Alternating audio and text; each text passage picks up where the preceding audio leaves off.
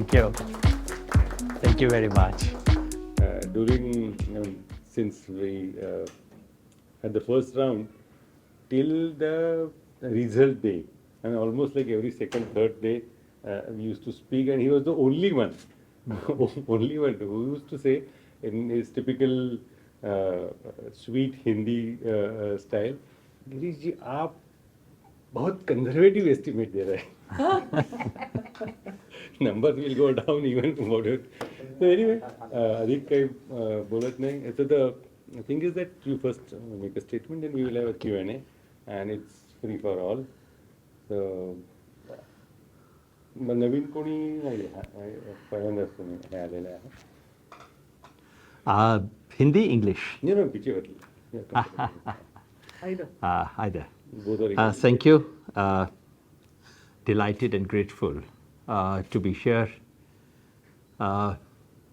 In a paper that I respect enormously, in an establishment which has stood for what journalism really should be like in this country, in a moment where about media and journalism, the less said, the better. At that time, those who have stood up for those values, those who have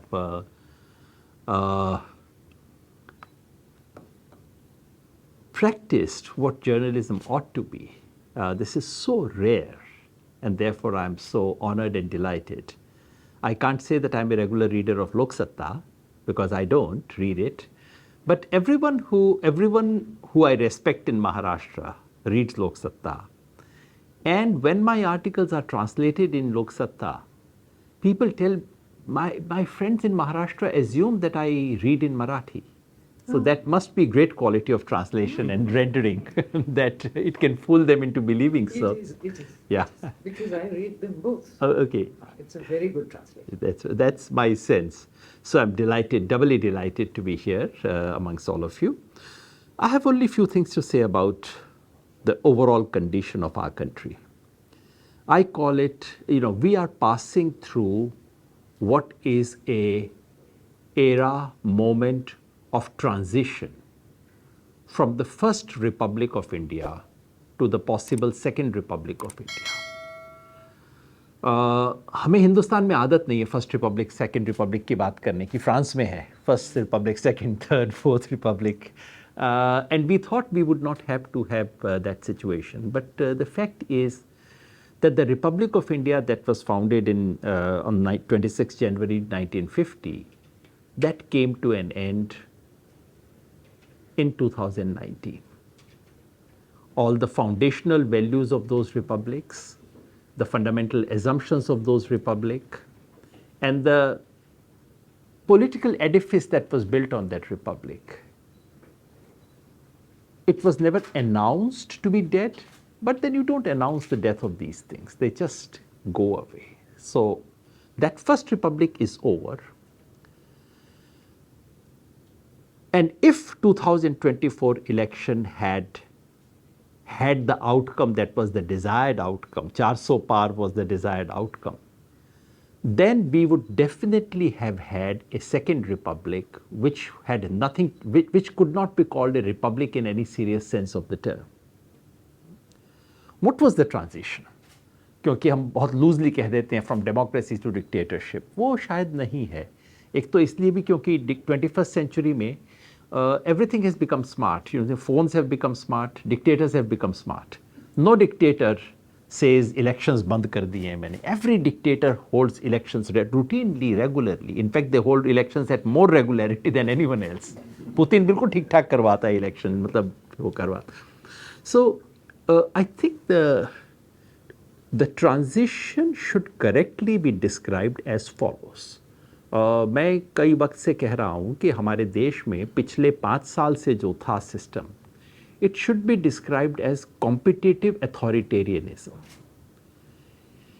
A regime which is for all practical purposes authoritarian, but which allows political competition, especially at the time of elections.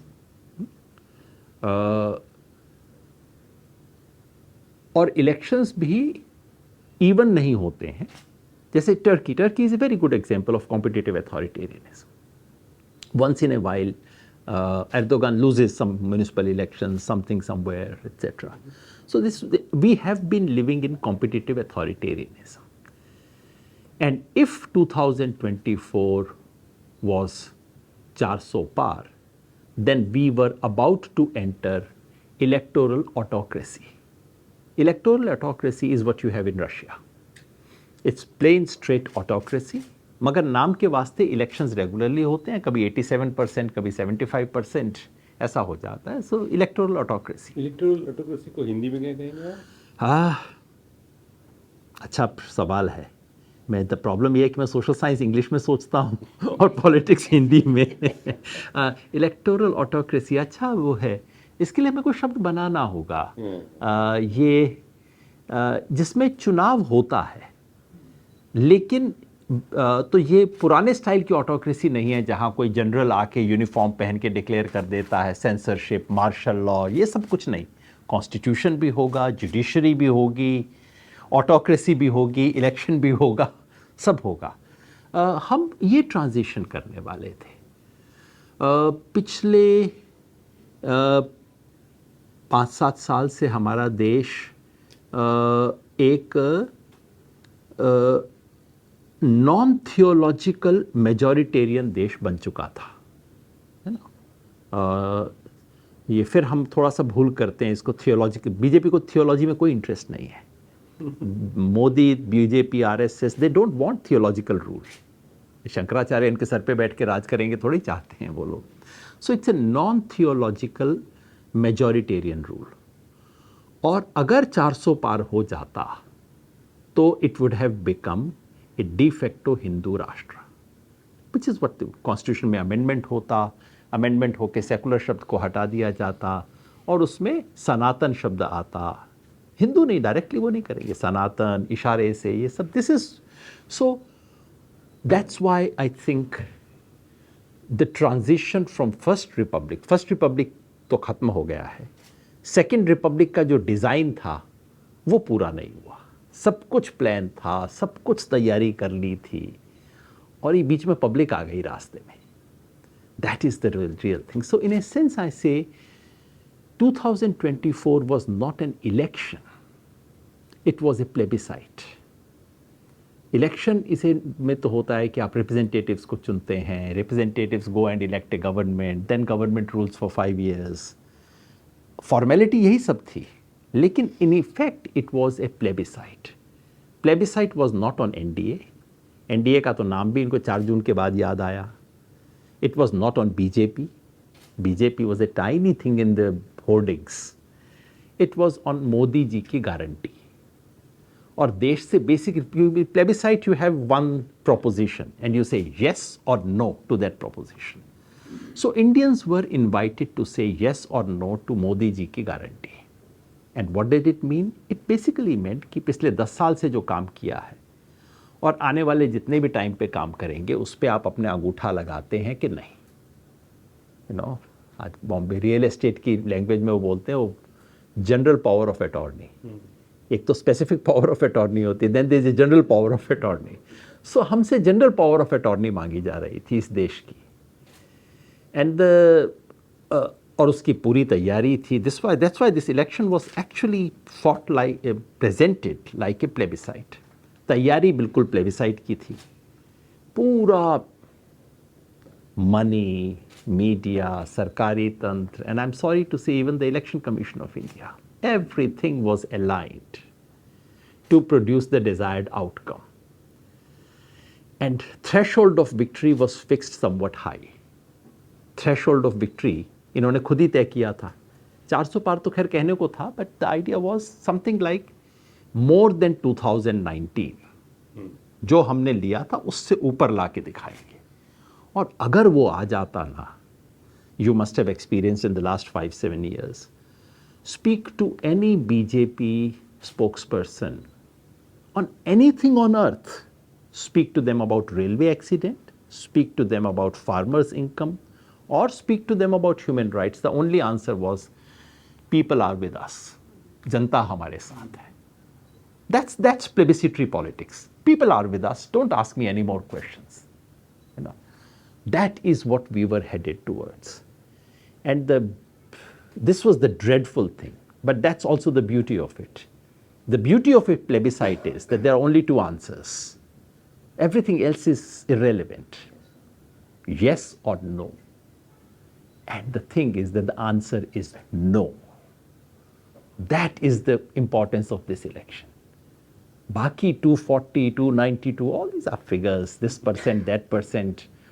And these figures are not too serious because honestly, if all the newspapers of this country had played that much neutral role, as I see Indian Express playing, as I presume Lok Satta must be playing, and they were not playing oppositional role.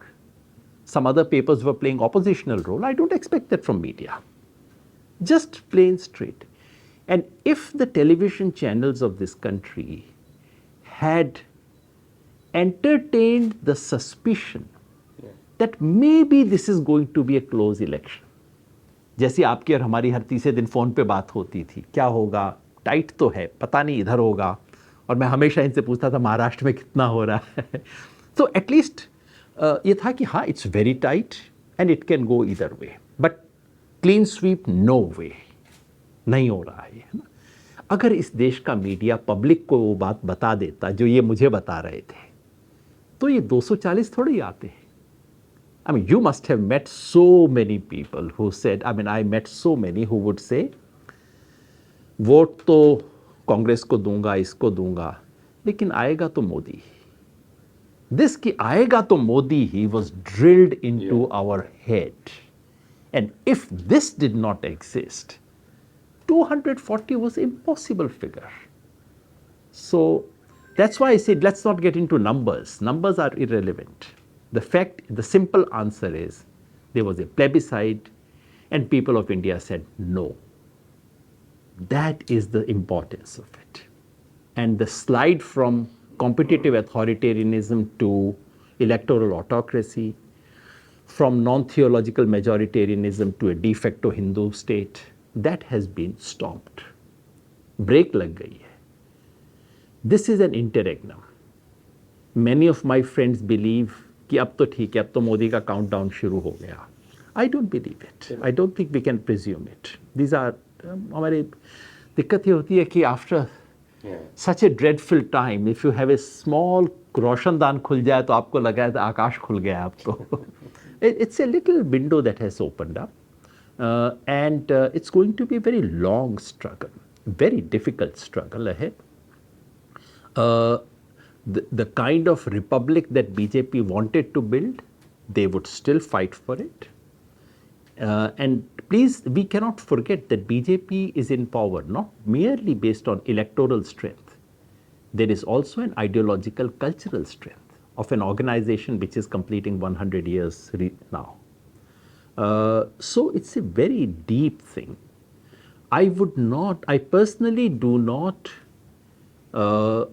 expect some miracles out of the allies of the BJP.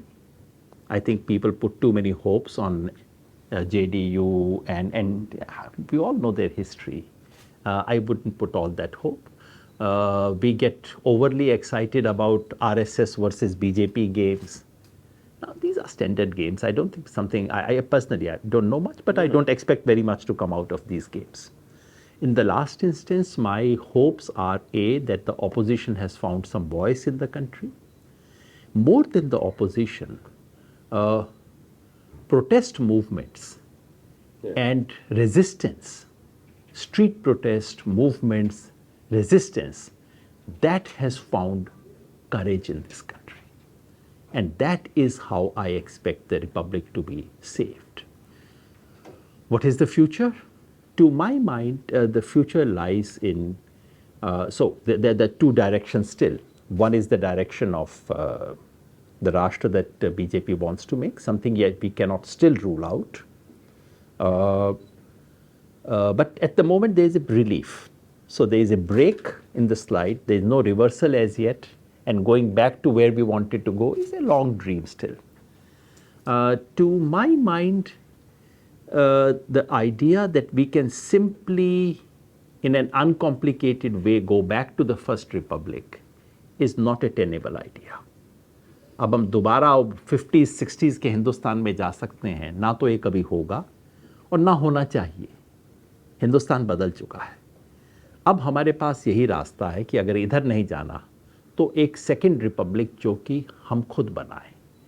और वो Republic बनाने के लिए आई सी to important things there, three important things. One, of course, is an electoral thing. Electorally, BJP's defeat of 2024 has to be turned into a strings of defeats. Otherwise, it looks like an exception. And therefore, Maharashtra is critical. Maharashtra, Jharkhand, Haryana, and then next year, Bihar. अगर बिहार तक इनकी defeat का सिलसिला जारी रखता है, then it's not just a setback, then it's a countdown, at least as far as the government and elections are concerned. But more than government and election, I think it's about the social challenge, social protest, social movement. और वहाँ मेरे ख्याल से सबसे बड़ी challenge है to create a coalition of the bottom of the pyramid. If India is a pyramid in caste, class, gender, whichever terms you see it, BJP has successfully captured the top half of the pyramid completely. That's why हम सब जहाँ जहाँ रहते हैं हम घिरे हुए महसूस करते हैं. हमारी सोसाइटी में, व्हाट्सएप ग्रुप्स में, फ्रेंड्स में, कोलीग्स में लगता है जैसे क्लॉस्ट्रोफोबिया सा लगता है. Because this is a section that they have captured 100%. The only, and what BJP has done is, because capturing the top is not enough to win India, because the upper half is smaller, the bottom half is bigger. BJP has taken slices away from the bottom half. EBC कहीं पे निकाल दिया, गरीबों को ration दे दिया, मुसलमान में कहीं आपको बोहरा मुसलमान मिल गए, कच्ची मिल गए, शिया मिल गए, तो वो उससे उनको बीच बीच में. So slices from the bottom and total capture of the top is BJP's strategy. What is the counter strategy? Counter strategy has to be consolidating the bottom of the pyramid in caste, class, and gender terms. That has to be the politics of it. And finally, and most importantly, in the last instance, we are in a cultural ideological battle.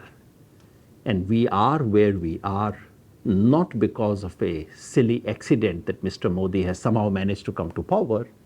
It is because people like us, I don't know you, I'm just presuming, those who call themselves liberal, secular, progressive, by various names, they all have lost a cultural ideological battle. A battle to save those values that were gifted to us by Constitution, which we never actually cared much for. And we happily lost, we sort of, not happily, we sort of sleepily lost that battle. That battle has to be fought and regained. Those values have to be regained. Specifically, nationalism has to be regained. हमने nationalism, our cultural heritage and religion, specifically Hindu religion, इन तीनों चीज़ों को हमने थाली में रख के BJP को पकड़ा दिया. और उसके बाद अब हम कहते हैं हाय मेरे पास कुछ नहीं है, मैं क्या इनसे मुकाबला करूं, मेरे व्हाट्सएप ग्रुप में लोग क्या लिख रहे हैं. So unless we recapture these things, nationalism, cultural heritage, and religions, including Hinduism, we have to recapture all this. This is not going to be a short-term battle. It is at least a generation-long battle. जो 100 साल उन्होंने effort की है, तो कम से कम 20-25 साल की तो एफर्ट होगी उसको रीगेन करने की. And that is the longer battle to which, we must devote ourselves, and that is what the Second Republic, if we win that battle, then we can reshape a Second Republic which is closer to the dream of the Constitution, which is what people like me are working for. So to begin with, two questions, one point and one question. First is, I find, as a journalist, it's too early to believe that India has shown its faith in democracy by just one outcome. So once you admit that, the second point comes is, are we as an Indians truly democratic in spirit? Because it's a completely Western concept. Though we talk about mother of democracy and all that. I mean, is there real democratic spirit at citizens? Does it exist? Number one. And number two is the role of civil society in 2024 outcome. How are you going to sustain it? Because it was unbelievable thing till few years back that Tista Setalwad stepping into Shiv Sena Bhavan, you know. I joked to her also and to Uddhav also. हमारे बारे में भी कह सकते हैं me sharing stage with them. Where are we heading, you know? So how long? Because considering their not individual but overall their positions and rigidness, how long this model will last? You know, first about democracy and second about civil society.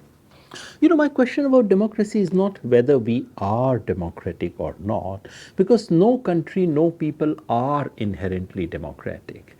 They are shaped, they are historically shaped by movements, by ideologies, by cultural campaigns, and so on. There's nothing inherently democratic about the UK, a country that cannot still get rid of their queen.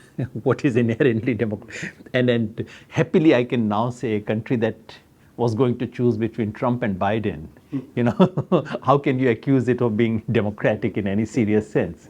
So these are, but more seriously, it's about the fact is that we fought not for democracy, we fought for India's freedom. And we got democracy in bonus. Because those who fought for India's freedom also believed in democracy. So democracy हमें bonus में मिल गई. 1+1 offer. 1+1 वैसे उसमें मिल गई है ना. We were fighting for country's freedom at that time. You had to build that temperament. And something was indeed done to build it. Because, you know, I had once written, you know, there's this language called Creole. Creole is a language that जो West Indies में बोलते हैं ना English, that is Creole.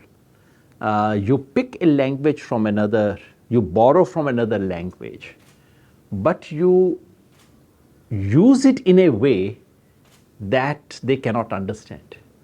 So if an English person or you and I were to listen to West Indians speaking English, you may not understand a word of what they are saying, although the vocabulary that they are using is entirely English. So what we have done to democracy is something like this. We took that Western idea, we Indianized it, we domesticated it, and it was domesticated partly through ideas, but largely through social transformation. And the most, you know, what we celebrate as the most democratic phase of India was actually not so democratic. That's why this all celebration of Nehruvian India, that is basically an elitist phase of our country in which our elite were very benevolent elite. They were nice to the people.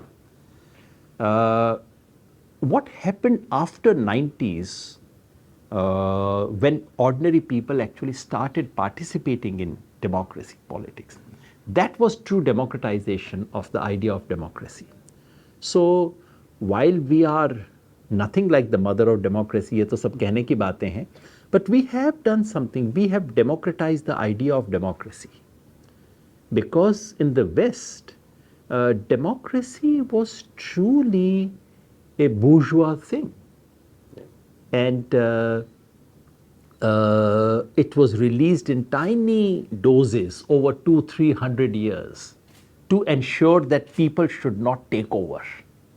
है ना, बहुत ही कायदे से manage किया था उन्होंने अपना so called democratic transition. We opened floodgates. आ जाओ सब लोग. So and it's only when India became democratic that most of the world started believing that indeed democracy could be global. Otherwise, you know, unless India became democratic, most African countries and no one believed that, you know, democracy was a plaything for the rich and for people who do for the rich and powerful, rich and the educated. That is that idea was changed in India. So in that sense, India, whether India is basically democratic or not, the important thing is that it actually became democratic. And people acquired some of these democratic habits and practices, which have been sedimented. They still exist, but you have to re-enchant it for every generation. You have to reawaken it. I do believe that in the 24 verdict, there is an element of democratic assertion. 77 was clearly democratic. Now it's true, even in 77, I was young enough, I was old enough even in 77 to be able to see around. I was not old enough to do anything, but at least I could see. And in 77 also, it was about excesses of emergency. Yeah. The abstract idea of democracy Yeah. was translated into excesses, Nasbandi and these things, which is how people voted. This time also, I did see some rumblings of Tanashahi, kuch. But to say that people voted on democracy would be incorrect. They did not. But somehow this fact that कुछ ज्यादती कर रहे हैं, ये opposition के leader को अंदर कर दिया, ये ठीक नहीं है, इलेक्शन के अंदर आप ऐसा कर रहे हैं. There was that thing. However, we certainly cannot be very sanguine about it. It is going to be a long-term challenge. And if democratic sentiment is to be built and rebuilt and kept alive. And if we don't do that, we would lose it. And yes, we came quite close to losing it. तो उसको दोबारा करना पड़ेगा. On the civil society's role, I think we should be honest. If BJP was prevented from coming to power, the principal credit should go neither to political parties, opposition parties. I would not give them credit. हमारे लोग कहते थे वहाँ पे कि साहब पार्टियों ने नहीं, पब्लिक ने इलेक्शन लड़ा है. You know, something of that was actually happening. Nor would I give civil society that much of a credit.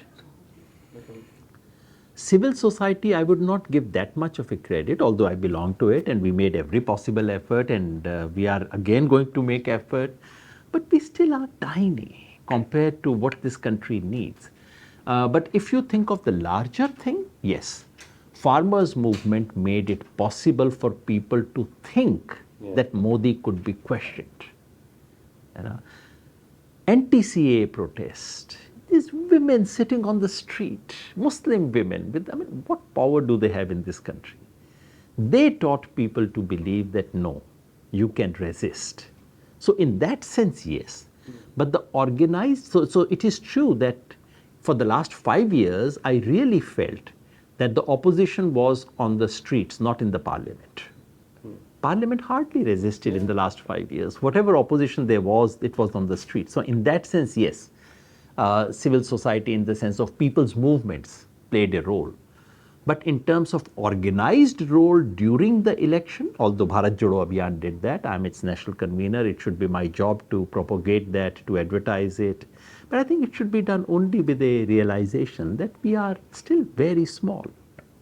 And the kind of force that the BJP has created, that RSS has created, Sangha Parivar has created, we still do not have any organized force which can match the power of that. I do believe that in this country, there is an energy to meet the BJP RSS onslaught, but it is not organized. Sangha Parivar has managed to organize it. So we still are nowhere close to matching their strength. I mean, it should be admitted in all honesty. Yes, you mentioned this bottom-up pyramid, rightly so, I guess.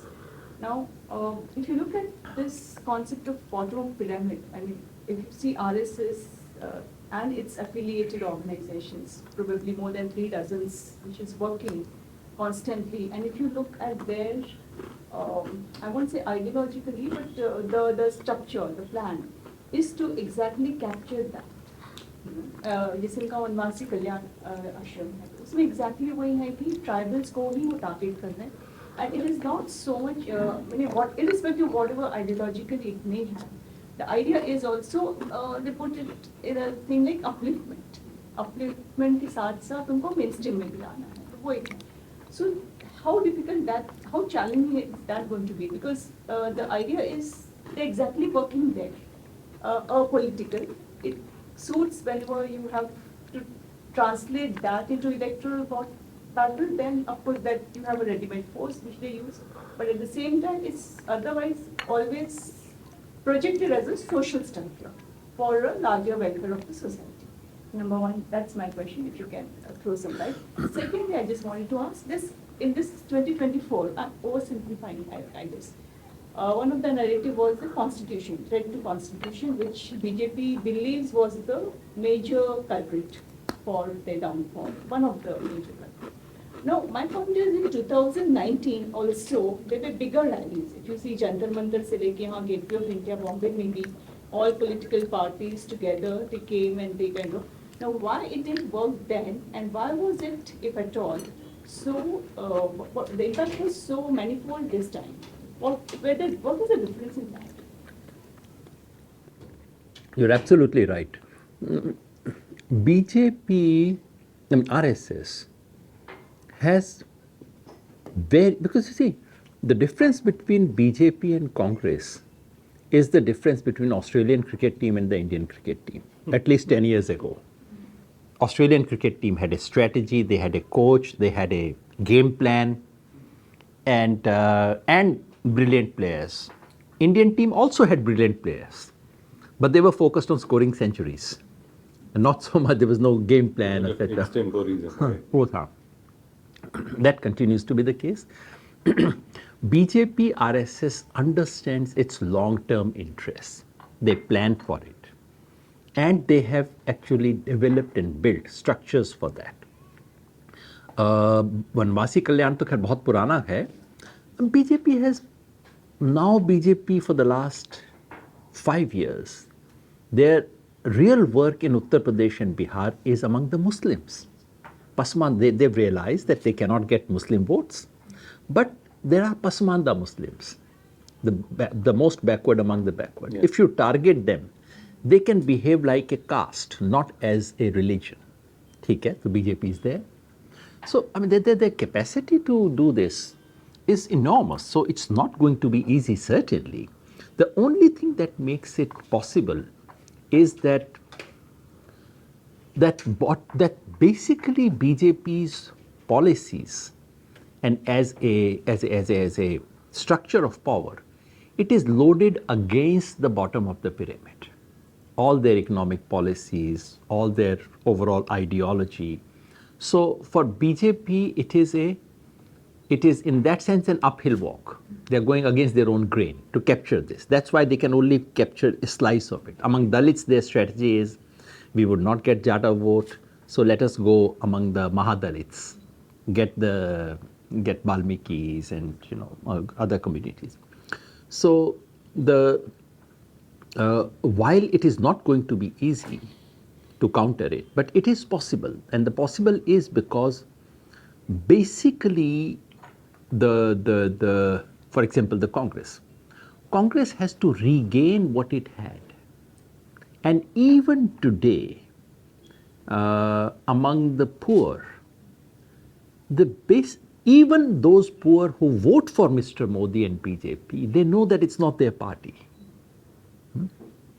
It's like the other, if you want to see the other one, the business class, the merchants, shopkeepers. Even when they hate Mr. Modi, they hate GST, they hate everything, they know it's my party. In a similar sense, the poor know that it's not my party, halanki they vote for him. That is what is the basic advantage. But yes, it's definitely uneasy. And one thing that people have not noticed is that despite its overall decline, BJP's vote share among the Adivasis has actually gone up this time, which is a very election. Madhya Pradesh, Chhattisgarh, Odisha, Bengal, पूरा आदिवासी structure, I don't know about the north, यहाँ पे north Maharashtra में नहीं हुआ, लेकिन BJP has improved its vote share among Adivasi, so it's a very serious challenge. It had gone up in the last elections, 2019, in fact, all the tribal seats and all the reserved SC seats, they had won. They lost this time. I look at it from survey data because that's to my mind that's the ultimate evidence. कितने percent आदिवासियों ने vote किया, उन्होंने कहाँ vote किया, and they've actually gone up. So that's a serious challenge. The second question was About the constitution threat. I mean, Huh. I'm just Yeah, trying to sure. understanding why it didn't work then in 2019. If Dalits is so antagonized, and if that's I the would strong still issue, say, why it work now? while it is good that BJP believes that constitution threat has worked, I would personally not, and it is true that among a section of Dalit elite, an educated Dalit and Dalit activist, this was a very important question. But I do not think this is what turned this election around. I wish it did. That's why I said I wish it does in future, but I don't think, I think that would be a somewhat simple reading of what happened. BJP, I think BJP knows the truth, but they're you see, BJP is very alert and sensitive to the messaging. So they have realized that any messaging that goes against the constitution, that hurts them. Whatever is the extent of hurt, that's a different matter. So they have now corrected all the imbalance and the messaging and symbolism, all that is right. 2019, to my mind, my own sense about 2019 till Balakot was that BJP was going to lose. I mean, I used to say it's losing 100 seats. And after Balakot and this, at least I don't know in Maharashtra, but in Rajasthan, Haryana, you could not speak to people. आप जाके बात नहीं कर सकते थे उसके बाद उनसे. बस बालाकोट वो टाइट कर दिया, एयर स्ट्राइक ये वो, there was no discussion at all. So the election was washed out. BJP had hoped that Ram Mandir would do the same this time. That did not work. Arun Shuri says in private conversation that he's made public also this statement, BJP is nothing but Congress plus cow. Is it too simplistic? Because it's too much of discussion, too much of liberalism. If that gets into BJP, it may look like another version of the Congress. No, I think this is certainly simplistic. What he means, well, I understand what he may mean when he says it's Congress plus cow, which is to say, as a large party, it has similar chaos, it has similar corruption, competition. I mean, if you look at the Yogi versus this stuff in Uttar Pradesh, it looks like a classic Congress faction fight. So that is probably what Arun Shourie means. I understand that. However, there's a fundamental dissimilarity. You see, Congress in its predisposition has reflected the structure of Indian society. I used to say, when people said coalition politics came to this country in 1990, I used to say a coalition has ruled this country since 1952, and the coalition was called Indian National Congress. Yes. Now we call it United Front or India or whatever. Congress was always a coalition. It was an ideological coalition. It's like a US. Yeah, exactly. It's a ideological coalition. It was a social coalition. It was an economic coalition. It was a geographic coalition. Congress was, that coalition was called a party, basically. BJP has never been that. BJP is a cohesive party, and a party which has its CPU Yeah. is out. Congress has. So if that is the case, Congress has no CPU. This is the right hand doesn't know what the left hand is doing. So the beauty about that is, while the disadvantage is that it's a very chaotic regime and the usual stuff. The beauty is that it is the chaos of Congress that always left room for freedom. yeah. It's not. It's not that probably in their disposition they were very different or more liberal, But a chaotic ruler always leaves scope for liberty and freedom, which is why we had some freedom. And they are not chaotic; they are aligned. Yeah. So ऊपर से order आता है. that's exactly is the question I wanted to lead it to. See, if it is CPU is stationed in Nagpur. Nagpur, how dare BJP president say that we don't need RSS? Can it be only his statement? Is it possible? Obviously, was not his So statement. what was the, I mean, how you read it? I'm not the best student of the relationship between BJP and RSS, partly because I've never observed it very closely. I do know that when Narendra Modi was the Chief Minister of Gujarat, he had finished RSS in Gujarat. I mean, no RSS person from Gujarat would tell you one nice thing about Mr. Modi. He had completely sidelined RSS. And so and RSS wants a Hindu Rashtra, RSS wants majoritarianism, etc. They do not want a personality cult, which is what he's building. And my information, and from fairly reliable sources, is that towards the end of this election, RSS was very concerned that Modi may rig the election in order to get a majority. And RSS was in touch with opposition leaders to prevent this possibility. Wonderful. But in that case, if Please don't use the headline, but I don't say these things without knowledge. No, no, I obviously, know I- it for sure that this is what was but happening. in this case, then everybody will admit there is no doubt about it. The narration, the story you said. But if that is to be believed, then we have to admit the role of RSS in restricting BJP's success in 2024 parliamentary election. In some cases, yes. I personally can testify, and this is open public knowledge. The first one was a private knowledge, the second is public knowledge. No, I was traveling before the election. Someone took me aside, and the usual thing, I've seen you on television and things of that kind, and then said, I'm an RSS functionary. I said, fine, thank you. आप कुछ opposition को मजबूत कीजिए ना इस देश में. People like you can do this. You know, so they're serious about it. So it's not one person. It is not this thing. So yes, indeed they may have been less enthusiastic, and they may have wanted BJP to not have overwhelming power. But yes, the prospect of 400 par scared RSS. There's no doubt about it. This much I know.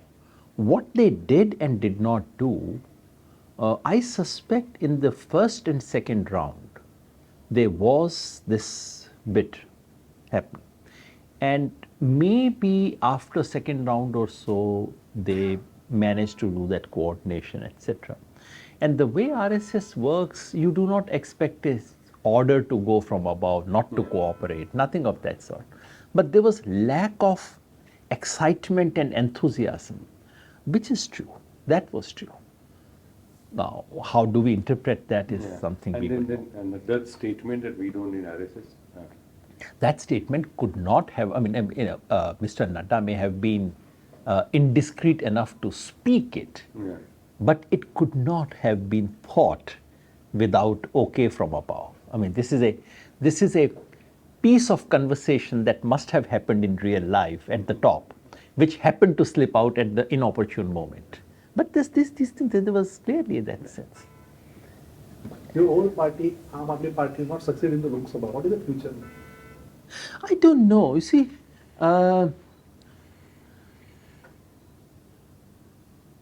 it's a combination of two things. In Delhi, Aam Aadmi Party government has done some very good work on education, on health, and in general for public welfare. But for all practical purposes, we should recognize that that work has been made possible because of surplus money available to any government in Delhi. They are fiscally so rich, they're so well off. No other state government in India can imagine so. On the other hand, the manner in which central government has practically converted into a municipality now, and unfortunately after the latest Supreme Court judgment, I mean, basically it's a, I mean, as probably a judge asked or someone, why do we need election in these UTs? So you actually begin to wonder, why do we need elections in, because the Delhi government has been converted into a municipal government, really. Probably your BMC has more powers than Delhi government. However, it is Punjab where the real failure is. Punjab, they got a real power. They don't have the kind of money to play with, which is a standard situation in most Indian states. So the real test came in Punjab. And my sense is that they have failed that test in Punjab. Punjab has experienced some very poor quality governance. And Punjabis don't give you long time. They don't give you long rope. So does it mean AAP doesn't have it in it? I think they've not you see, in many ways,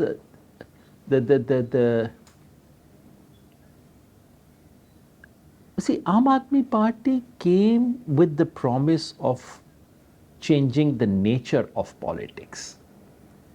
It is fair to say that they did not change politics. Politics changed them, which is when people like me were ejected out. But that's a small part of the story. The bigger thing is that the promise of bringing good governance. Okay, changing politics was too big, maybe they didn't believe, no one can do it, it's all right. But good governance. Good governance needs more than gimmicks. And unfortunately, much of what they have done are gimmicky things they have done well. But anything that requires serious, substantial building and work, they have not done any of those. Even in schools in Delhi, they have built buildings, but quality of education has not improved. So, inattention to governance is a problem which makes it, initially people don't see it. They like the fact that you are getting free electricity and so on. But after some time it begins to show. And now that Aam Aadmi Party leaders face corruption charges, which was their calling card, then it's sort of, I don't know what the public would think, but my sense is that by now the impression is कि कुछ तो गड़बड़ है. That is normal public impression. And that can hit them hard. So I don't see Aam Aadmi Party going forward. How much they would be able to resist this onslaught. So partly the onslaught from BJP and the central government, and partly their own onslaught against themselves. These two put together have, so I don't see Aam Aadmi Party as a party of the future. Which I did a few years ago, even after we were thrown out, because there's no point in looking at something from your personal point of view. We were incidental part of the story, but increasing after Punjab, the very serious governance failure in Punjab. Punjab's law and order has deteriorated. It looked like an NGO romanticism. The AAP Yeah, I wish it was that. At least if there was NGO romanticism, they would have done some naive but spectacular things. But what struck me was more than that, that was the public face of it. It was a very rapid degeneration into very cynical politics, which is what Arvind practiced, a very, very cynical kind of politics. अब आके बोल दिया लक्ष्मी सरस्वती की photo होनी चाहिए note पे. अब लोगों ने कहा ये भी हिंदुत्व वाला है. I said नहीं. Tomorrow if Arvind can get 2000 votes by saying काबा का फोटो होना चाहिए, वो आके ये भी बोल देगा कि नोट पे काबा का फोटो होना चाहिए. So that kind of cynicism, that how reaches far it was public. true that initially half is being देखिए बी टीम नहीं है, बी टीम का लॉजिक मैं एक अलग चीज़ कहता हूँ, which is that you know it's like D M K and A D M K. If you are ideologically very close, your personal rivalry is very intense. In fact, the closer you are, yeah, correct. the more strong your intense rivalry and opposition and so on. So Aam Aadmi Party BJP relationship is of that kind. They share the same ideological space. They compete for the same set of voters, in Delhi especially, middle class and sort of voters with Hindutva sensibility. But their rivalry is genuine and real. Like DMK and ADMK. It's a fight to finish. Precisely because they are so close to each other. So that's why I don't understand the logic of B team. Yeah. B team में कहीं होता है कि आप कोशिश करके दूसरे को बढ़ा रहे हो. नहीं, ऐसा नहीं होता. वो तो बिल्कुल मारकाट में लगे हुए हमें. अगर बी टीम होती तो इतने टाइम उनको जेल में डाल के नहीं रखते, है ना. तो आपको क्या लगता है 2015, 2020, 25 में कैसा होगा दिल्ली में, दिल्ली गवर्नमेंट, दिल्ली असेंबली? पता नहीं. ये the decline has begin. Okay. I don't know how far. The trouble is that BJP has no face in Delhi. किसको दिल्ली का नेता बनाएंगे? There is actually none with BJP. उनका पिछले प्रॉब्लम वही है. तो Political vacuum? हाँ, वैक्यूम उस सेंस में है कि पर्सनैलिटी वैक्यूम है. There is really no, I mean, if BJP had a big leader who they could present as a leader of Delhi, or if Congress had one, then next election could be very tough for the Aam Aadmi Party. So, because the decline has set in, we don't know what is the point at which it falls. But decline definitely has set in, ऐसा मुझे लगता है. Sir, आपने कहा कि RSS नहीं चाहता है कि 400 पार जाए. ऐसा क्यों? क्योंकि आरएसएस का जो अपना एक ख्वाब था कि हिंदू राष्ट्र हो या सनातन धर्म हो, वो और कई चीज़ें जो उनकी है वो कंप्लीट हो सकती थी अगर ये 400 पार जाते थे. तो फिर आपको ऐसे क्यों लगता है कि आरएसएस चाहती है कि 400 पार होना वो चाहिए? दोनों चीज़ें थी उसमें. आइडियोलॉजिकल कन्वर्जेंस है और पावर डाइवर्जेंस होता है. पावर गेम का डाइवर्जेंस है. क्योंकि ये जो वो भी जानते हैं कि मोदी ने आरएसएस को बिल्कुल साइडलाइन कर दिया था, और जब नड्डा बोल रहे हैं कि आरएसएस के बगैर हम काम कर सकते हैं etcetera, that's like a slap on the face ना, वो आपको कर रहे हैं. तो इसलिए RSS some people in RSS must have felt that this man is dangerous for us. ना, हालांकि हमारे काम कर देगा. कश्मीर किया 370, they did that. So RSS would like someone who would execute their plans as per their directions, or at least broadly within their directions. They would not want some, and I think some people in RSS must have also been uncomfortable about the corporate connections जो इन्होंने बनाए हैं. अदानी अंबानी. ये कुछ unease है RSS में. हालांकि I am actually not a very good reader of this. पर इसमें इनके ये connection. मानना पड़ेगा क्या आपके बात के हिसाब से सर कि जो जगह कम हुई उसमें आरएसएस का भी कुछ रोल है? हाँ, वही इन्होंने पूछा. कुछ उनकी पैसिविटी का कुछ तो रोल रहा होगा कुछ जगह पे.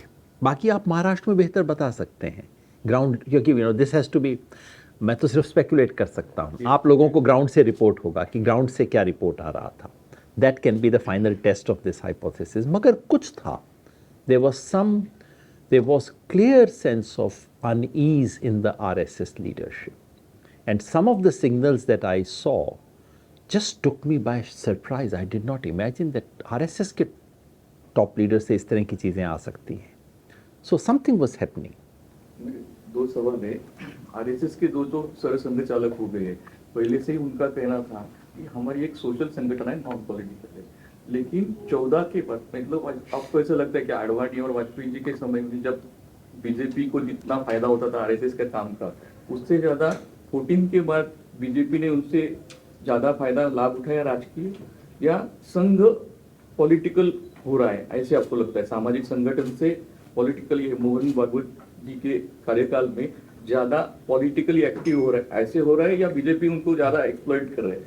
मतलब सर, आरएसएस पॉलिटिकल कभी नहीं था, ये तो मुझे नहीं लगता. It's a political organization from day one.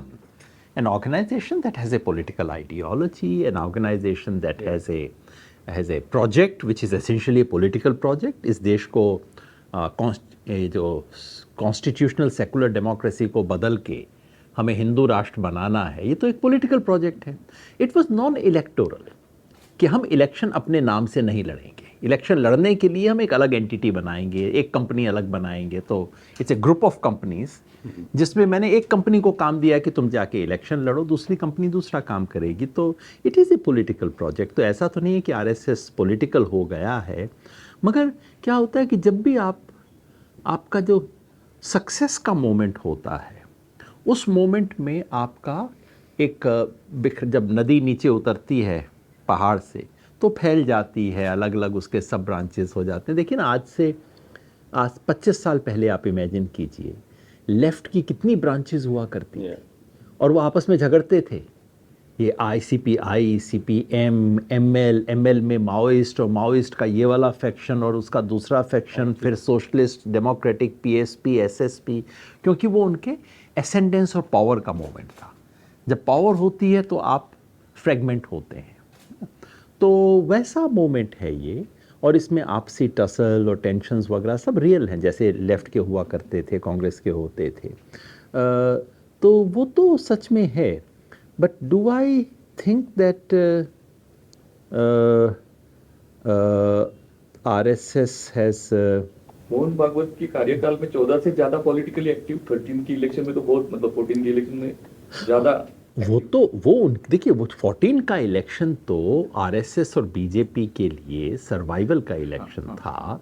आप ध्यान कीजिए 2010-11 में बीजेपी की क्या हालत थी, अब हम भूल जाते हैं. 12 के बाद मतलब हो गया पूरा. जो 3 साल पहले हमें कांग्रेस की हालत दिख रही थी, वही हालत बीजेपी की थी. 10-11 में क्या इनके एक दूसरे के खिलाफ स्टेटमेंट, ये वो सब चल रहा था.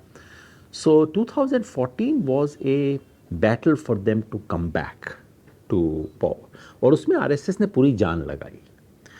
2019 क्योंकि वो पाकिस्तान और वो सब सवाल आ गया था, तो मेरे ख्याल में उससे तो नीचे आया है, इसमें तो कोई शक नहीं है. लेकिन मैं अपने लिए इस चीज़ को बहुत रेलेवेंट नहीं मानता. मेरा जो प्रोजेक्ट है सेकेंड रिपब्लिक क्या बने हिंदुस्तान का, उसके लिए आरएसएस बीजेपी टसल पे मैं बहुत डिपेंड नहीं कर सकता. क्योंकि हो सकता है आरएसएस कहे कि अच्छा मोदी नहीं तो योगी हमें ज़्यादा सूट करता है. Now that's even more dreadful. अगर वो बुलडोजर चलाने वाला दिल्ली में बैठ गया तब तो क्या होगा देश का.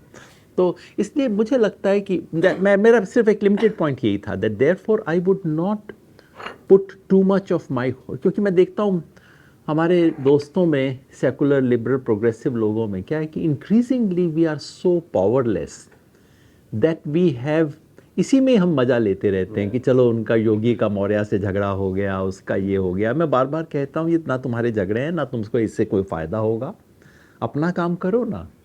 तो वो ज़्यादा बड़ी चैलेंज है. बाकी इनका तो हो भी गया है, झगड़ा है मगर सुलझ भी जाएगा. लेकिन हाँ, अभी मोहन भागवत 1-2 साल में छोड़ने की संभावना है उनका पद. उसके बाद मतलब 14 में जैसे इतना एक्टिव रोल था, अभी 24 में पैसिव रोल रहा आरएसएस का, उसकी वजह से ये सेटबैक हुआ है. तो हिंदू राष्ट्र की जो संकल्पना उनकी है, तो 29 में बीजेपी उस ओर जाएगी और उस हिसाब से ही सरसंघ चालक की नई चुनाव या ऐसे होगी, ऐसे लगता है. मतलब वो उन्होंने एजेंडा रखेगा 29 इलेक्शन में. वो अपना डेफिनेटली परस्यू करेंगे. उनका एक ओवरऑल पॉलिटिकल प्रोजेक्ट है, आइडियोलॉजिकल पॉलिटिकल प्रोजेक्ट है, वो करेंगे. हमें सोचना है कि हमारा आइडियोलॉजिकल पॉलिटिकल प्रोजेक्ट क्या है, हम जैसे लोगों को हमें अपने पे करना है. And this good, India is shaped by contestations, so it is good to have this contestation. क्या आपको लगता है कि इंडिया जो अभी अलायंस है वो आगे बहुत सालों तक इंटैक्ट रहेगा? भविष्यवाणी तो बिल्कुल नहीं कर सकता, क्योंकि 100 करोड़ मतदाताओं के बारे में भविष्य का वाणी करना आसान है, 100 नेताओं के बारे में भविष्यवाणी करना बहुत कठिन काम है. मगर कुछ चीज़ें हैं जिस पे मुझे भरोसा है. पॉलिटिक्स को समझने के लिए अगर हम जो पावर और इंटरेस्ट का स्ट्रक्चर समझ लें तो उस पर बड़ा मुझे वेस्टेड इंटरेस्ट पे बहुत आस्था रहती है कि जहाँ वेस्टेड इंटरेस्ट है वहाँ ठीक है। तो महाराष्ट्र में इन सब इलेक्शंस में अभी देखिए उन्होंने चुनाव लड़ा है, जीता है। ये ठाकरे जी के लिए बिल्कुल अपना, इनके लिए अस्तित्व का सवाल है ये सब। वापस आना, पार्टी तोड़ी गई है, गद्दारी, और इन्हें वापस आना है। तो ऐसे में ये जो इसका ग्लू होता है, सेल्फ इंटरेस्ट का ग्लू, वो दुनिया का सबसे पावरफुल, आइडियोलॉजीज वगैरह थोड़ा सा ढीली पड़ जाती हैं, सेल्फ इंटरेस्ट बहुत टाइट चीज़ होती है। सॉरी, आप इसको इस भाषा में लिख मत देना। मैं सिर्फ कहने के लिए कह रहा हूँ। नहीं, एक मिनट, तो इसे इंडिया गठबंधन का देखिए दो, तो एक तो इमीडिएट टर्म्स में तो ये है ही, और अगर जो लार्जर प्रोजेक्ट है बीजेपी को डेमोक्रेटिकली सत्ता से उतारना, उसके लिए इंडिया गठबंधन का बचना और बढ़ना जरूरी है। सिर्फ बचना नहीं, इसमें 10 और पार्टियां जुड़नी चाहिए अभी तो। अगर आपको मुकाबला करना है तो इसे और बड़ा करना होगा, पहला। नंबर 2, अभी तक इंडिया गठबंधन का एजेंडा क्या है हमें नहीं पता। इंडिया गठबंधन ने आज तक कोई एक चार्टर ऑफ डिमांड या कोई रिलीज नहीं किया है। No common minimum program. हाँ, कुछ भी नहीं था। तो इतना तो आपको एक्सपेक्ट करना चाहिए कि भाई आप इतने देश के मेरे को ऑल्टरनेटिव दे रहे हो, बताओ तो सही तुम क्या करोगे देश के अंदर। तो वो, और उससे तो इसलिए अभी तो क्या है, it's an electoral alliance, it's an electoral coalition. There is an implicit policy convergence. जैसे मुझे इलेक्शन में वो दिखाई नहीं दिया, मगर जब मैंने पार्लियामेंट में देखा मोदी और इस सब में, तो मुझे लगा नहीं, they are actually quite cohesive. In parliament they have actually behaved like a cohesive bloc. Opposition बिल्कुल एक cohesive bloc. India bloc appeared like a bloc, जो इन्होंने इलेक्शन में नहीं किया था। पहली बार उनको लगा होगा कि हाँ अभी कुछ है। कुछ है नहीं, और वो राहुल गांधी बोल रहा है तो ऐसा लग रहा था कि 240 लोगों का लीडर बोल रहा है इस वक्त, और वो सब तो there is a beginning of cohesion. That cohesion, अगर वो कोहेशन एक चार्टर ऑफ या minimum common programme of some kind, that we should expect. और दूसरा, कुछ इश्यूज़ के ऊपर ये क्या सड़क पे प्रोटेस्ट कर सकते हैं, कुछ इश्यूज़ को सड़क पे जनता के बीच में ले जा सकते हैं, सिर्फ इलेक्शन नहीं। तो वो जब होगा तो इम्प्लिसिट है, जैसे जब राहुल गांधी संसद में बोलते हैं कि MSP हम लाएंगे, तो वो सिर्फ कांग्रेस की तरफ से नहीं बोल रहे, वो पूरे कोalition की तरफ से बोल रहे हैं, कह रहे हैं कास्ट सेंसस करवाएंगे, पूरा कोalition उसमें हाँ कर रहा है। तो there is a beginning of ideological convergence, मगर उसको अभी भी उसको मतलब फोरग्राउंड करने, दिखाने, उस सब की बेहद ज़रूरत है, जो अभी तक हुआ नहीं है। तो होना चाहिए, बहुत कुछ अभी करना बाकी है। तो India कोalition is a work in progress. As a former psephologist, you foresee again we are going back to two poles, right of the center and left of the center, and everything converging towards that kind of a reality. Do you think it's happening? I mean, it should happen. अगर हमें देश को बचाना है तो किसी तरह का एक दूसरा पोल तो पॉलिटिक्स में खड़ा करना पड़ेगा। इसलिए इंडिया कोalition का आना was such a welcome step. अब it has to be a coming together of somewhat strange bedfellows, जैसे आपने कहा वो शिवसेना और ये सब, मगर हिस्टोरिकली ये हमेशा होता है। जब भी ऐसा कोई आप ब्लॉक बनाते हैं तो उसमें हमेशा तरह तरह के कलर के लोग होते हैं, मगर वो अगर ब्लॉक बन के और थोड़ा चले तो मुझे उसमें बहुत गुंजाइश दिखाई देती है। तो और ऐसा ब्लॉक बनाना, एक पॉलिटिकल ब्लॉक और उसके अंडरलाइंग एक सोशल ब्लॉक और उसके अंडरलाइंग एक आइडियोलॉजिकल कंसेंसस, तो पॉलिटिकल, सोशल, आइडियोलॉजिकल, इसकी कोहेरेंस बनाना बेहद ज़रूरी है। And that really is the job of the next 5 years। तो उस लिहाज से तो अच्छा है कि अभी अपोजिशन की सरकार नहीं बनी, इनको टाइम मिला है, थोड़ा करें, काम वाम करें, कुछ ऑल्टरनेट खड़ा करें, उसके बाद पावर में आए तो बेहतर है। इलेक्शन के पहले प्रीवियस के बारे में चर्चा हुई, सुप्रीम कोर्ट, इलेक्शन कमीशन ने बहुत बात की। मध्य प्रदेश में लाडली बहना जैसी योजना ने बहुत शिवराज सिंह ने फायदा उठाया। महाराष्ट्र में भी ऐसी 2-3 योजनाएं घोषित हुई है, उसको अच्छा रिस्पॉन्स भी है। तो मतलब इस इलेक्शन में उसका कितना ही रहेगा? फार्मर्स के लिए मुफ्त बिजली, या लाडली बहना या ऐसे बहुत से जी, घोषणाएं हो रही है। ये फ्रीबी शब्द मुझे समझ नहीं आता। जैसे अब महाराष्ट्र में दिया, मैंने नहीं देखा कोई नेशनल पेपर्स में इस पे डिस्कशन हुआ कि फ्रीबीज दे दिए। मेरे को ऐसा लगता है जब जब कोई ऑपोजिशन पार्टी देती है तो वो फ्रीबी बन जाता है, जब बीजेपी देती है तो वो वेलफेयर पॉलिटिक्स हो जाती है। ऐसा कुछ है, रेवड़ी और ये सारी कल्चर जब उसके बारे में चर्चा होती है। देखिए किसी भी डेमोक्रेसी में आपको एक गरीब देश में अगर आप डेमोक्रेटिक पॉलिटिक्स होगी तो आपको लोगों का वोट लेने के लिए अपनी ओवरवेलमिंग पॉपुलेशन के लिए कुछ तो करना पड़ेगा। और अफसोस की बात यह है कि हमारे देश में लॉन्ग टर्म मेजर्स करने की कोई कैपेसिटी ख़त्म होती जा रही है। कोई सरकार ना करती है ऐसा कुछ लॉन्ग टर्म काम। Just 5 year vision. 3.5 साल का विजन होता है ऐसा। पहले 6 महीना तो आपको पता ही नहीं लगता कि आप पावर में आ गए हो, और आखिरी 1 साल में आप कुछ भी कर दो उससे कुछ फर्क नहीं पड़ता। So you effectively have 3.5 years to govern.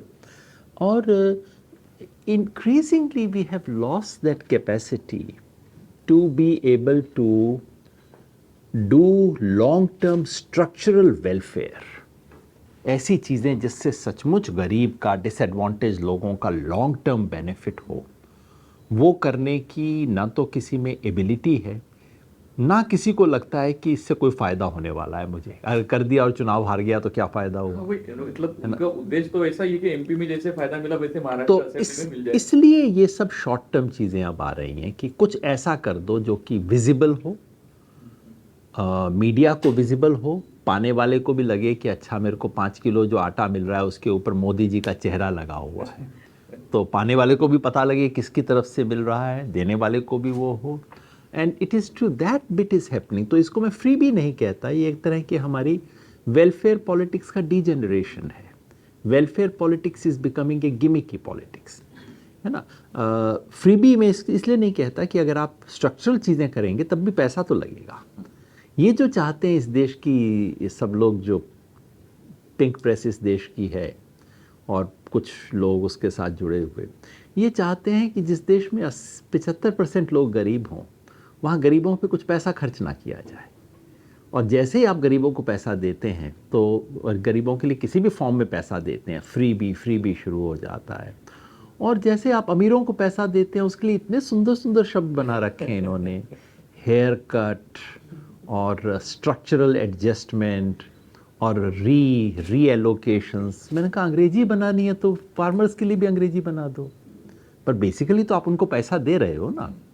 तो अगर इसलिए बट यस, अगर गरीब के लिए आपको रिसोर्सेज एलोकेट करने हैं तो आइडियली मैं चाहूँगा वो रिसोर्सेज आप स्ट्रक्चरल चीज़ों में खर्च करें, उसको बेहतर एजुकेशन दें, उसको बेहतर हेल्थ दें, और ऐसी चीज़ों से जिनकी उनकी लाइफ अपॉर्चुनिटीज़ बेहतर हो। अनफॉर्चुनेटली वो करने की पॉलिटिकल विल ख़त्म हो गई है, और मुझे कई बार लगता है उसकी स्टेट कैपेसिटी भी कम होती जा रही है। और हर पॉलिटिकल लीडर को पता है कि या तो ना तो होगा, ना करने से मुझे कोई फ़ायदा, तो बस 2-4 गिमिकी चीज़ें कर लो। तो फिर मैं कहता हूँ कि अगर गिमिकी करनी है, देखो गरीब को भी पता लग गया है कि सरकार करेगी तो कुछ नहीं मेरे लिए, लेकिन जिसे हिंदी में कहते हैं भागते भूत की लंगोटी ही सही, कि चलो हाथ में ये आ गया तो चलो ये दे दो, कुछ तो दे दो, उसे भी टाइम बाद में डिसाइड करेंगे किसको करना है। तो वो हो रहा है, विच इज़ ए डीजेनरेशन। लेकिन इसका अगर विकल्प है कि गरीब को कुछ भी ना दिया जाए तो उससे तो मुझे भी ये अच्छा लगता है कि चलो 2-4 रेवड़ी बांटते हो। तो लेकिन इलेक्शन में असर होगा उसका। फ्यूचर क्या है मैंने पूछा था, क्योंकि एनडीए जो बन रहा है उसमें कांग्रेस का फ्यूचर क्या है, और राहुल और सोनिया और प्रियंका, इन दोनों के मतलब इन दोनों का आप किस तरह से देखते हैं, इसका फ्यूचर आपको ज्यादा ब्राइट लगता है इसमें? कांग्रेस का फ्यूचर तो इस पे है कि कैसा बनाएंगे। इस वक्त कांग्रेस को बहुत बड़ी अपॉर्चुनिटी मिली है ना। ये जो 99 का जो स्कोर है वो 99 नहीं है, वो 99 नॉट आउट है। तो 99 not out is a very big score, 99 is a very poor score. So they are right now 99 not out, so that's a great score.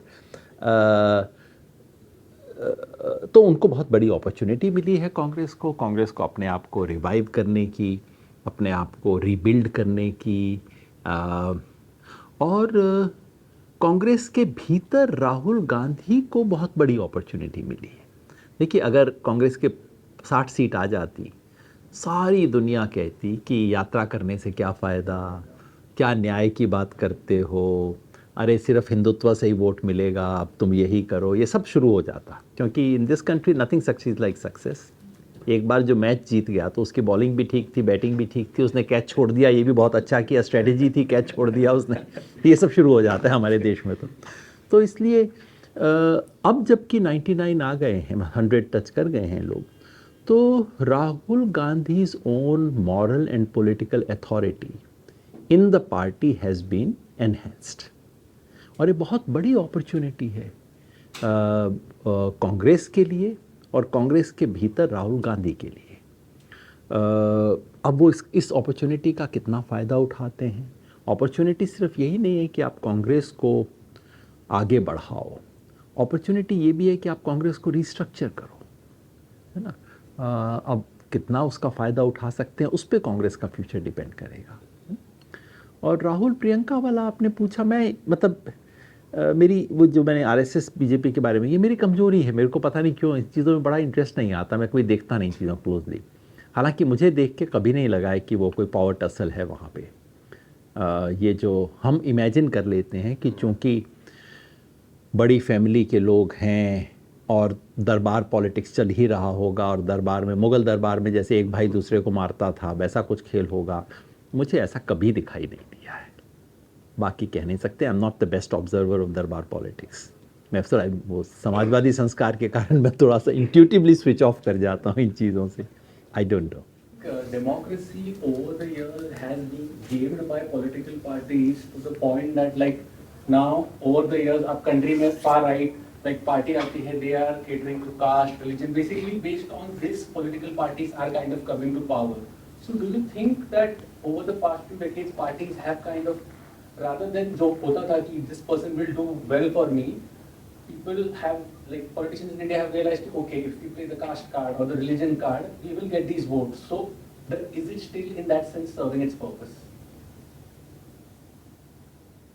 देखिए, आपने कहा has democracy been gamed by political parties, शायद उसका सबसे सही उत्तर होगा that democracy is a game.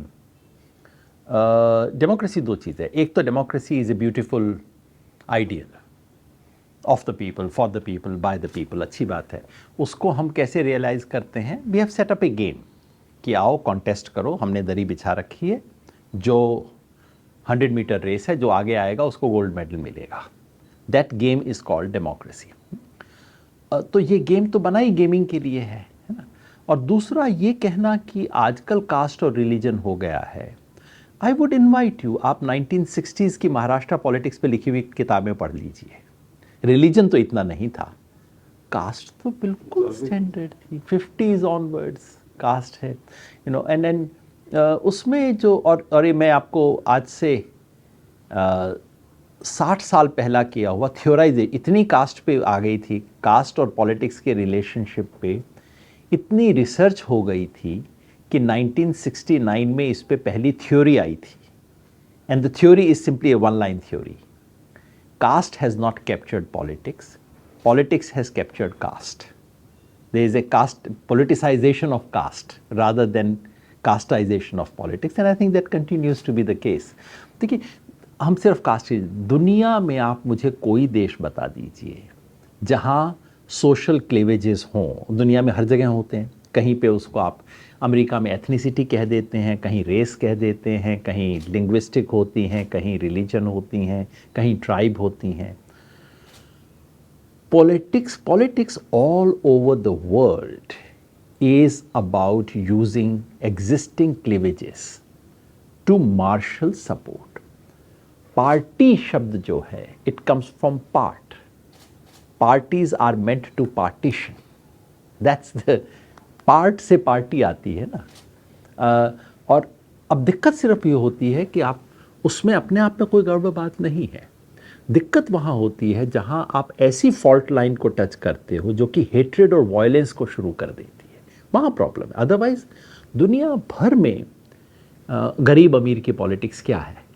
Partition की पॉलिटिक्स है, मतलब एक तरह से आप फॉल्ट लाइंस को प्ले कर रहे हो, जेंडर की पॉलिटिक्स, यंग ओल्ड की politics, all these are social cleavages. तो relationship between politics and social divisions is nothing surprising, nothing scandalous. This is what politics is all over the world all the time. आप अपने office में करवा के देख लीजिए, थोड़े से टाइम बाद हो जाएगा वो इंडियन एक्सप्रेस वाले, वो लोक सत्ता वाले और ये सब शुरू हो जाएगा, मराठी वाले और ये सब। दुनिया में हमेशा हर जगह होता है। प्रॉब्लम सिर्फ उसमें होती है जहां आप ऐसी क्लीवेजेस को यूज़ करते हैं जो हेट्रेड वायलेंस को करती हैं, या वो क्लीवेजेस जो किसी ग्रुप को परमानेंट माइनॉरिटी में रिड्यूस कर देती हैं। बिकॉज डेमोक्रेसी का गेम तभी तक चलता है जब तक हर बंदे को रूम में एक्सपेक्टेशन हो कि ठीक है आज मैं माइनॉरिटी में हूँ, कल मेजॉरिटी में हो जाऊँगा, ठीक है आज जिनका राज चल रहा है इट्स ऑल राइट, कल परसों 5 साल बाद, 10 साल बाद, 15 साल बाद। लेकिन अगर मुझे लगे कि मेरी पैदाइश ऐसी जगह हुई है जिसकी वजह से अगले 100 साल तक तो मेरे को कोई गुंजाइश नहीं है, then the question would be why should I participate in this game? That is where the problem is. But then do you think India last say 10 years was heading towards ethnic majoritarianism?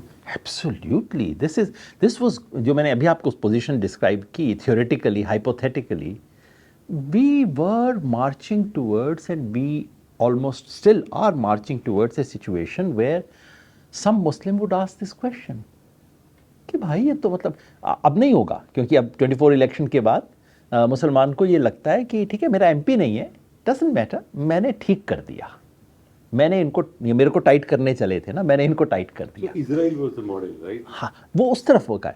Democracy में इतना आपको होना चाहिए कि हाँ मैं भी एक दिन इनको टाइट कर दूंगा, है ना। जिस दिन ये खत्म हो जाता है then obviously someone would say भाई ये तुम लोगों का गेम है, what do I have to do with this game? मेरे को क्या, मतलब मेरे लिए तो डेमोक्रेसी नहीं है।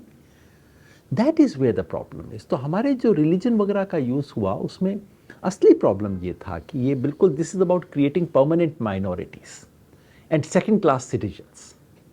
That is where the problem is.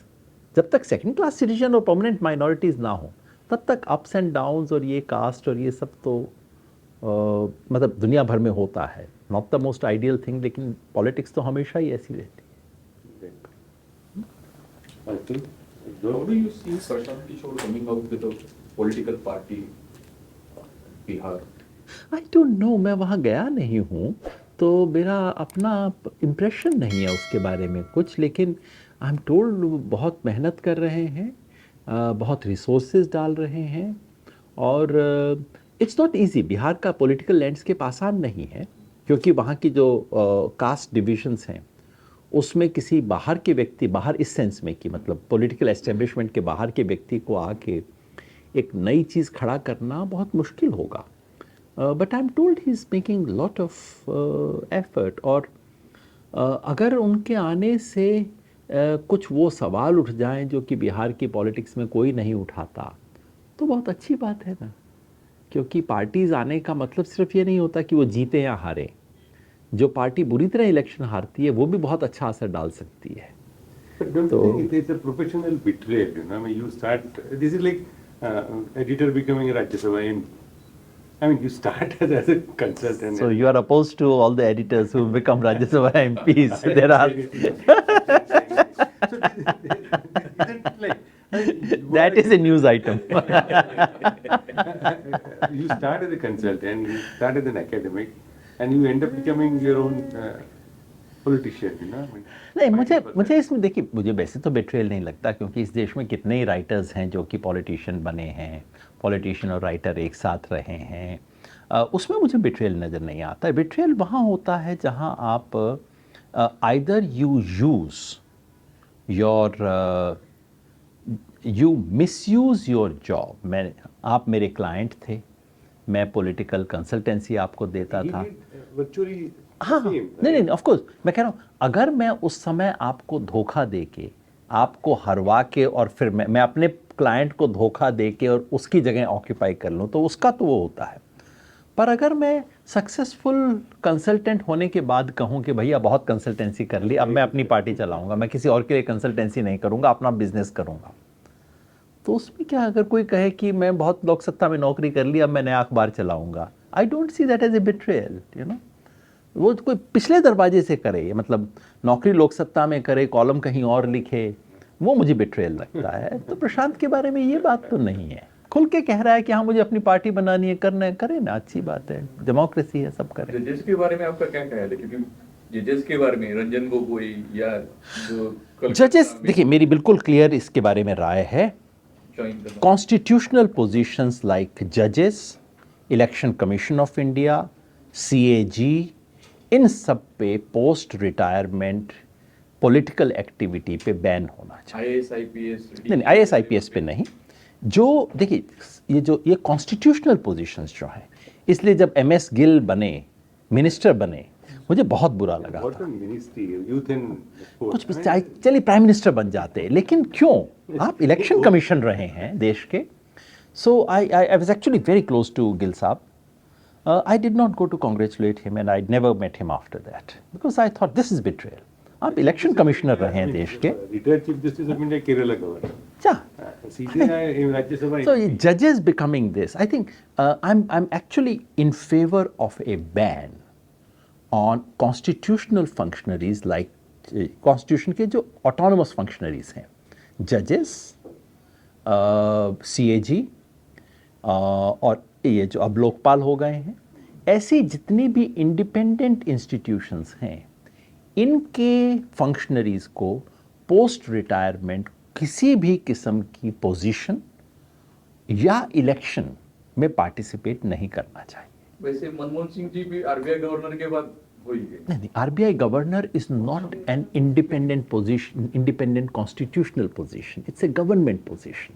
तो मतलब IAS IPS DG या पुलिस कमिश्नर मतलब अच्छा नहीं है, लेकिन देखिए सेक्रेटरी। आप सब लोगों पे बैन नहीं लगा सकते। Ban should be in rarest of rare position, और वो रेयरेस्ट ये है कि आप मैच के रेफरी रहे, उसके बाद आप टी-शर्ट पहन के प्लेयर बन गए उसी मैच में। This is not wrong. Referee को आप नहीं कह सकते। सम कूलिंग पीरियड। ग्राउंड्समैन बन जाए प्लेयर तो ठीक है, वो आप कर सकते हो, रेफरी होके तो आप नहीं कर सकते। Switching to other important issue which you have in writing consistently, the Supreme Court judgment on सब classification. classification. My position probably is not a very popular position, but I feel See the political impact of that. Political impact अलग बात है। सब देखिए, दो चीज़ें हैं। किसी भी चीज़ के बारे में पहला सवाल ये होना चाहिए कि सही है कि गलत है। जैसे मैं कास्ट सेंसस पे कहता हूँ या इस पे कहता हूँ, पहला सवाल है सही है गलत है, उसके बाद दूसरा सवाल है किसे फ़ायदा होगा। ये जो फैसला है सब क्लासिफिकेशन, इसका बेनिफिशियरी कौन है? इस देश का महादलित लोग। दलित में जो सबसे ज़्यादा दलित है वो इसका बेनिफिशियरी है। और ये कैसे हो सकता है कि ये देश का पहला इम्पल्स ये ना हो कि भाई बहुत साल के बाद आपको मिला है, it's all right, thank you very much, कर। और सारे लोग जो कल तक सोशल जस्टिस की बात कर रहे थे, उनका पहला इम्पल्स है however, but if। So my sense is this is a simple basics। आप देखिए, जो रिजर्वेशन का लॉजिक है, what is the logic for reservation? The logic is we live in unequal society जिसमें अपॉर्चुनिटीज़ बहुत अनइक्वली स्ट्रक्चर्ड हैं, unequally structured caste lines पे हैं। इसलिए सब्सटेंटिव इक्वालिटी देने के लिए आपको कुछ लोगों को स्पेशल अपॉर्चुनिटीज़ देने पड़ेंगे। That is basically the logic. Anyone who believes in this, how can then you say, then if we just extend that and say हाँ हमारी अनइक्वल सोसाइटी है और हमारे इनइक्वालिटी के भीतर भी इनइक्वालिटीज़ हैं। दलित समाज में इतनी इनइक्वालिटीज़ हैं। मैं महाराष्ट्र का डेटा देख रहा था, इनफैक्ट मैंने एक्सप्रेस में भेजा है वो सब। जो मांग समाज है और आपके जो महार से भी ऊपर दूसरे समाज में देख रहा था। मैंने लिटरेसी डेटा ग्रेजुएट्स देखे हैं मैंने। 2011 का सेंसस को देखा है कि ग्रेजुएट्स किस कम्युनिटी में कितने हैं। इतनी डिस्पैरिटी है, कैसे कोई कह सकता है होमोजेनस कम्युनिटी है? पंजाब में जहाँ से केस शुरू हुआ, पंजाब के Yeah. 2-3 बड़े कास्ट हैं।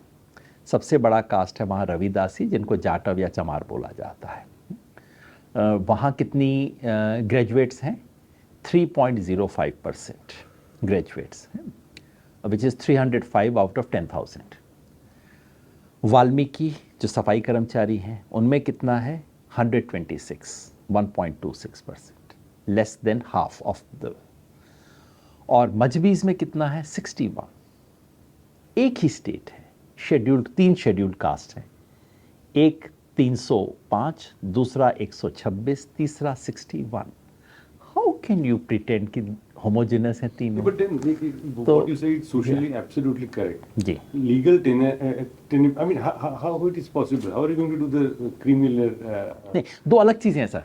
एक तो है sub classification, second is creamy layer. These are 2 entirely different things. but then putting those two things in one judgment. हाँ, दैट इज़ द प्रॉब्लम। मैंने उसी पे लिखा है कि तो पहला है sub classification. Sub classification was waiting to happen. Unfortunately the supreme court through a very technical judgment इन 2004 ब्लॉक्ड इट फॉर 20 years। और 20 साल तक इतना नुकसान हुआ हरियाणा में, पंजाब में, जहाँ ऑलरेडी लॉ थे। They were pre existing rules and laws to give some benefits to this most deprived Dalit community. सब इलीगल हो गए उस जजमेंट के बाद। 20 साल तक दे हैव सफर्ड।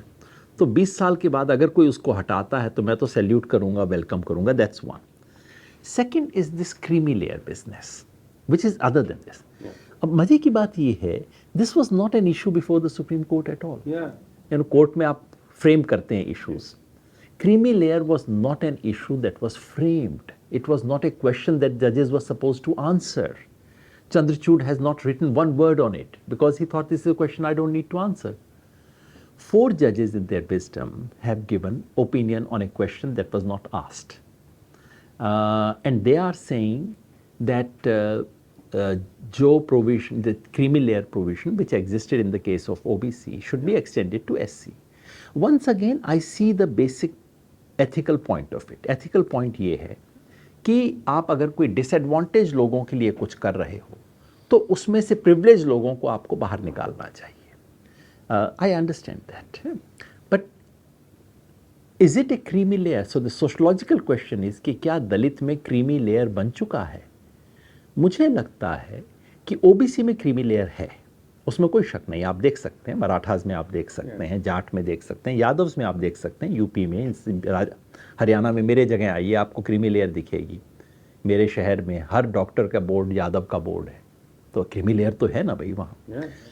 क्या दलित में ऐसी क्रीमी लेयर बन गई है? मुझे दिखाई नहीं देती। तो मैं बिल्कुल, अगर मेटाफरी यूज़ करना हो तो मैं वो करता हूँ। जब हम चाय पीते हैं ना, चाय में कई बार ऊपर एक फिल्म सी बन जाती है छोटी सी, जिसको निकाल के हम साइड में करते हैं, चाय पीते हैं।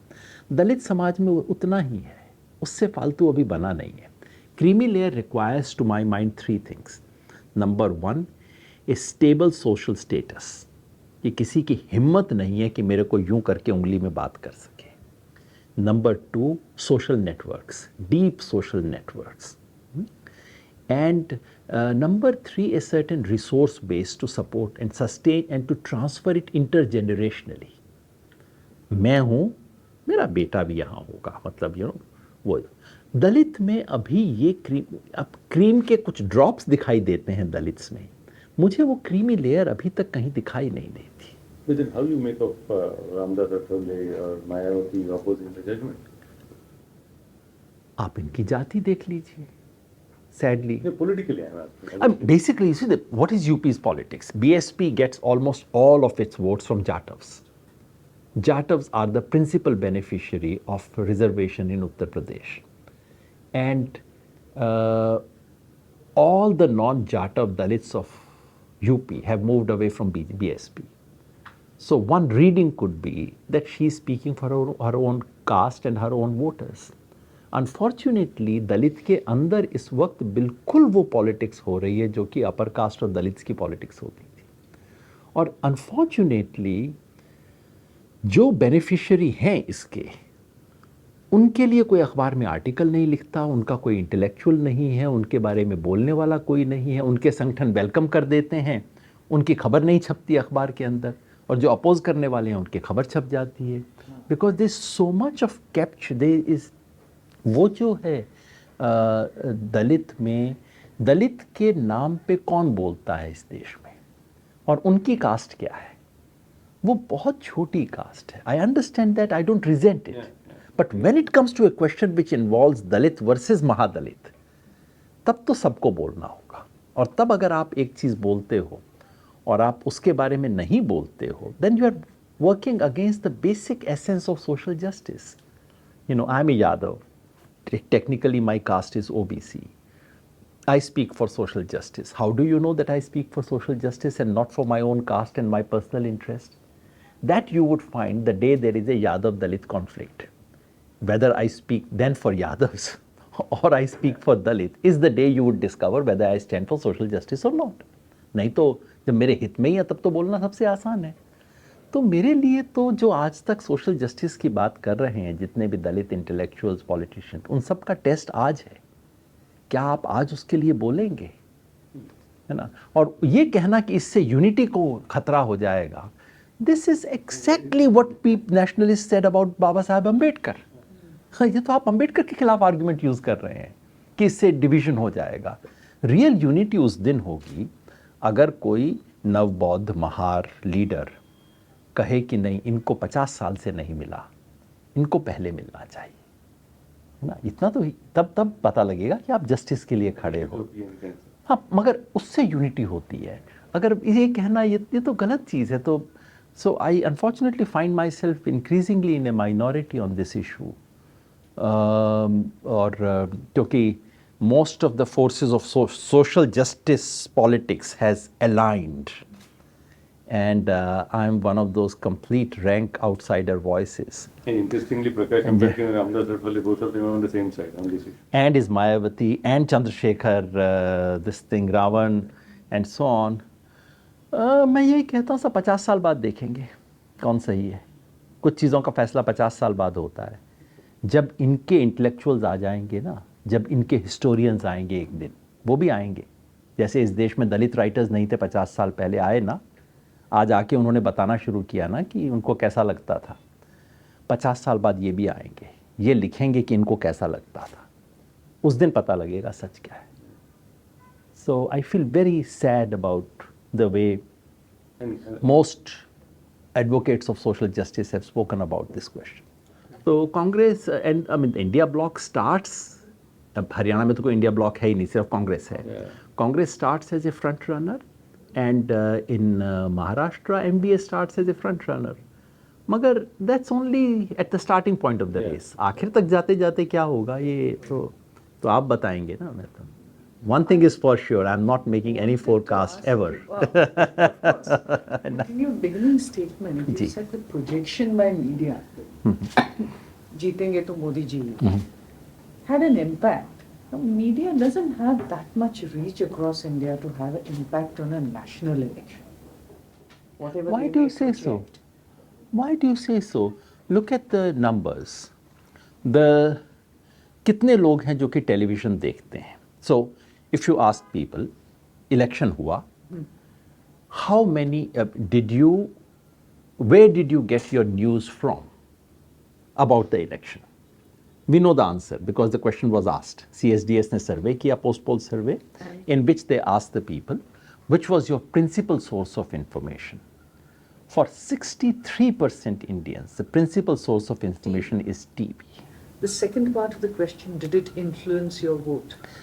अब उसमें क्या होता है, दो अलग तरीके से इन्फ्लुएंस करता है. एक तो ये है कि टीवी बीजेपी को फेवर कर रहा है, दैट्स ओके, दैट इतना लोग फिल्टर कर लेते हैं कि नहीं ये तो थोड़ा पॉजिटिव है, negative. But the important thing is not the bis bias. Important is facts. You see, the real impact of media. For example, my village. My village is full of ex-soldiers. हमारे यहाँ पे बहुत लोग army में जाते हैं. So वहाँ पे I sat with them and said, Modi ji क्या कर रहे हैं, whatever. They said, बाकी सब तो ठीक है बेटा, लेकिन लद्दाख, ये चीन के तो हमने छक्के छुड़ा दिए. मैंने कहा क्या बात कर रहे हैं आप? You know, our sort of, they were absolutely sure. These are ex-soldiers who are absolutely convinced that India has trounced China on the Ladakh front. Commando concept. How would you do that in this age and day when you have satellite pictures? सब कुछ मैंने उनसे कहा साहब satellite pictures हैं, अरुणाचल का village capture कर लिया है, क्या बात कर रहे हैं आप, 900 किलोमीटर एरिया चला गया है. सो इट्स फैक्ट, उनके लिए this was an undisputed fact कि इंडिया ने उसमें मार्च किया है. दूसरा अनडिस्प्यूटेड फैक्ट इंडिया भर में, ये तो मैंने पूरे देश में देख लिया है, मोदी जी ने भारत की प्रतिष्ठा दुनिया में बढ़ा दी है. Such a big- undisputed fact है, इस पे कोई आप आर्ग्यू ही नहीं कर सकते इसके बारे में.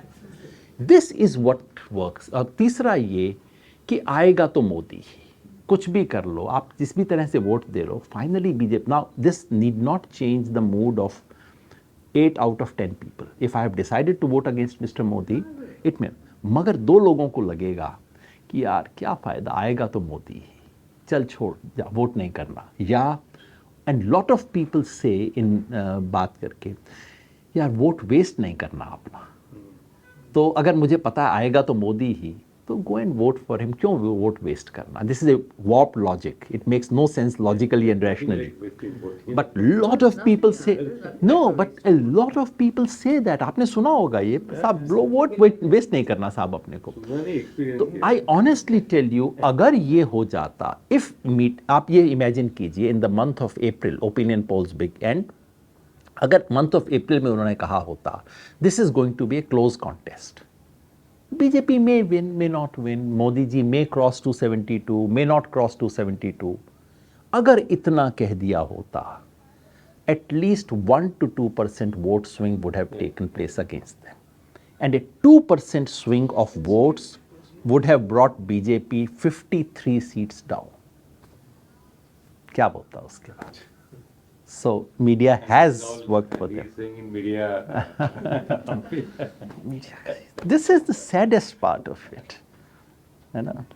ये था. अगर इतना, if they had cultivated this suspicion, मैं नहीं कहता कि मीडिया कहे कि मोदी जी को 240 सीट आने वाली है. No one knew that. In all fairness, no one knew that. अगर आप इतना भी कह देता मीडिया कि भाई it's a close contest. He's saying like the, Yeah. कुठला अमिताभ बच्चन, बेईमानदारी में भी ईमानदारी होनी चाहिए. That's right. मतलब आधा ही, मैं तो इसलिए कहते हैं आधा सच बोल देता अगर मीडिया, या अगर जो ऑपोजिशन, आप तो पता नहीं हिंदी, मैं मराठी टीवी का नहीं जानता, हिंदी टीवी तो इट वाज प्लेन एडवर्टीजमेंट. सुबह से रात तक एडवर्टीजमेंट चलाते थे बीजेपी का. तो उसमें लोगों को पता लग जाता है कि ऐड चला रहे हैं, सब पता लग जाता है लोगों को. लेकिन फैक्ट्स उनके ये जो सारे थे, फैक्ट्स को सप्रेस कर दिया मीडिया ने, नहीं तो बड़ी बुरी हालत हो जाती इनकी. बेचारे गुप्ता जी अटक गए.